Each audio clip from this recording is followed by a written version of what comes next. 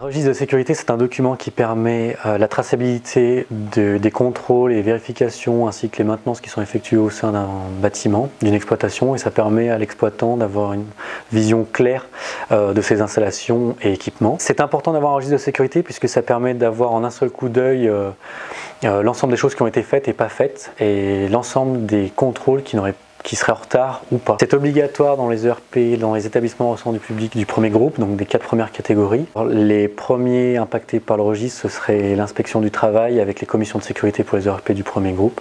Ensuite, l'exploitant est à même de pouvoir le consulter et tout le personnel qui a des responsabilités sur la sécurité et la santé au travail, ainsi que des personnels de la CARSAT ou du CHSCT.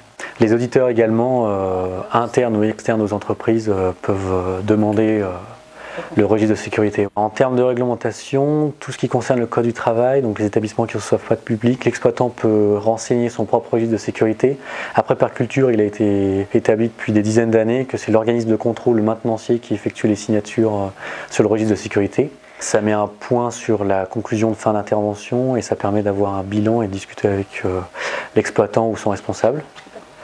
Et au sein des ERP du premier groupe, qui concerne les 4 premières catégories, les organismes de contrôle doivent signer le registre de sécurité après chaque vérification réglementaire. Le registre de sécurité, on peut le conserver à vie du bâtiment. C'est mieux de l'archiver une fois que ce fameux registre est complet et d'en sortir un autre, mais il faut pouvoir retrouver une trace sur toute la vie d'un bâtiment.